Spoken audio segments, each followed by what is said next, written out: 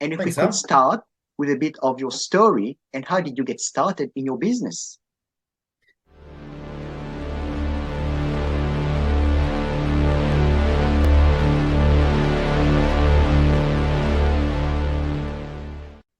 Yeah, okay. So it's an interesting one. So I suppose I might just backtrack a long way back to Oh, obviously when I left high school or secondary college. At that stage, my dad sat me down and said, "What do you want to do?" And at that stage, I didn't really have a clue. I didn't really have any plans for the future. I didn't really, I didn't really understand. I didn't really have a career path or anything else planned out.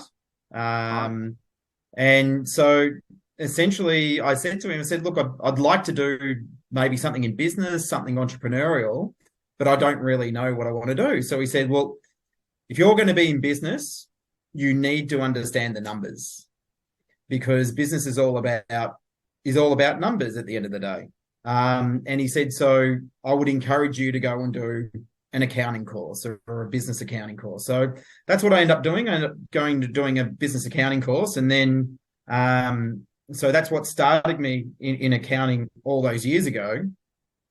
Um, Although once I left university, my first role was actually in marketing.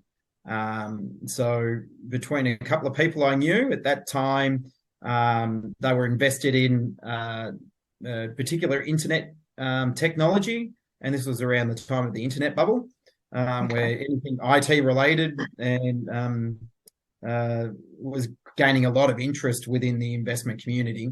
And essentially, we did a backdoor listing. We bought out a mining company. So this Mm. was at the age of 22, and I helped equity raise for that particular organisation. In that capacity of equity raising, they basically said to me, "What role do you want to take on in the organisation? Because you've done such a great job, and we want to reward you." And I actually started out being again the national sales and marketing manager at the age of 22 for a listed for an ASX listed company. Mm. Um, Being completely green, having no idea what I was doing. But at that stage, I thought that I don't really want to be an accountant. I didn't see myself as an accountant, and I wanted to do the marketing role. As everyone knows, with the IT bubble, that all burst. I saw the writing on the wall, and I thought, okay, I'm going to go back to my roots, go back to my education, and I'm going to go bunker down into more of a, traditional accounting role, which is what I did. And then I started to get in tax advisory, which I probably enjoyed the most out of most of the accounting roles because I felt that, you had the opportunity to really work with a vast amount of clients from all kinds of various different industries, and it taught you a lot about their businesses and Yeah. about what they do, and it also taught me a lot about what makes a successful business and a successful entrepreneur. So from that, and again with my own entrepreneurial aspirations, within my role within an accounting firm at the time as an associate director, Yeah. there was an opportunity to basically invest into some property development transactions with a client. Yeah. That role ended up extending from just being an investor to taking on essentially being the development manager for those particular projects. And from there, we then went on to um, uh, basically to leverage off someone else's AVSL to then capital raise for a number of other projects, mainly in residential land subdivisions. Um, Okay. so that's how I got into property development.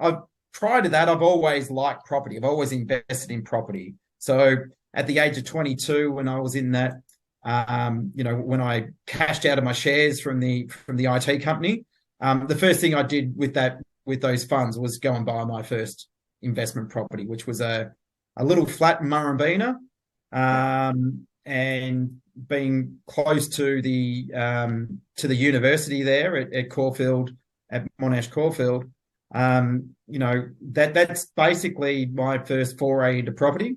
And essentially I had the renter that I when we first put the property up for lease, I had a renter pay me 12 months rent in advance Okay. of, Wow.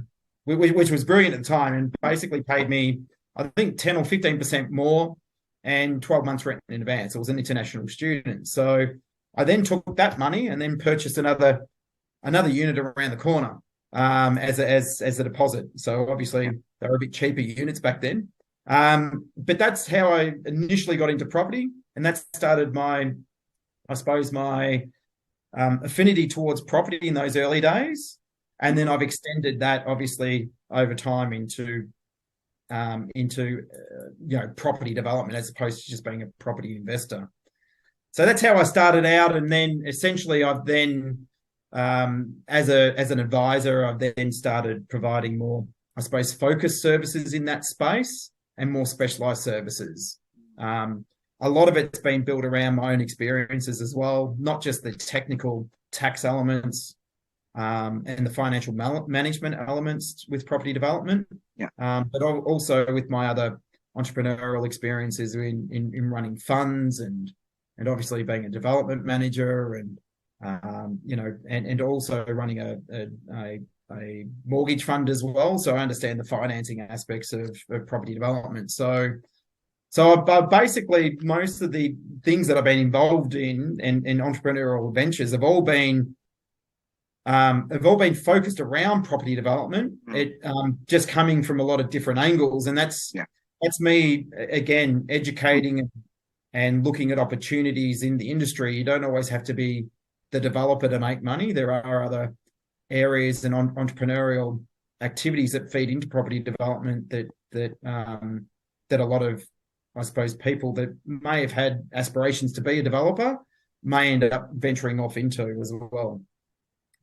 So yeah, so that's how I started out in property development. That's how I started out in accounting. Yeah.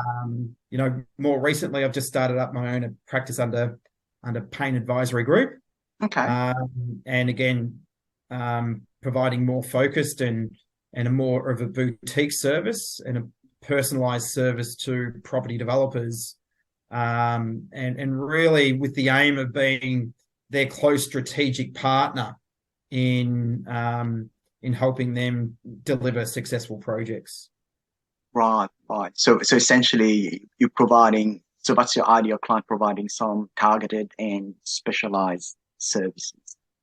Yeah, so ideal clients are, essentially, for me, it's really anyone in the property development space. Mm. It's either, whether you're a greener developer that's just starting out and needs a lot more support and advice on all kinds of different areas on property development, but particularly on tax or financial management side, or understanding finances and understanding various different structuring elements to property development in terms of your legal structures that you should use. Yeah. Making them also understanding with property developers what they've got at risk when they go into development. So making sure that we've got the appropriate structures and asset protection strategies, Yeah. before they venture into property development. Okay. So it's leading from that side, but then also at the other end, for property developers looking to scale. So a lot of developers start out with their own funds when they go into the first projects, or it might be close family and friends funds when they first start out. But over time, and often it's more speculative. So they've often got a day job, and property development ends up just being I suppose, a side investment opportunity. But once they go beyond that and they're looking to, I suppose, create and become a career property developer and make it their full-time role, they need a lot more support and guidance, but also, more commonly, they need to access a lot more capital. So for those clients that are looking to raise capital and don't have, I suppose, the expertise in operating funds, Yeah. and also not wanting to operate funds, because again, funds management and the operation of funds is a business in its own right, and it can Mm. become quite complex and quite time consuming. Yeah. That so with those clients, what I'm looking to do is to try to provide those particular services so that they can get on to doing property development. So I can create the platform to enable them to equity raise and Yeah. provide basically all the services to run the fund for them so that they can get on with just doing what they're good at and what they really want to do, which is develop properties. Okay. That's Beautiful. probably Beautiful. the ideal clients that Yeah. I really gravitate towards. Yeah. And really, just even in the entrepreneurial space, any client that's entrepreneurial that really, I suppose, it's got ambition and drive and really wants to, I suppose, do something different. So Mm. anything that I can get excited about, I'm always excited about anything to do with property development. But Yeah. even, I've got a lot of other clients that are in, in the tech space as well, and a lot of prop tech spaces Mm. that, I get quite excited about their businesses and about what the opportunities are, that Yeah. they've got, Mm. and that also drives me and also excites me in terms of my role that I've got to play to be able to support them to Okay. get to where they want to go.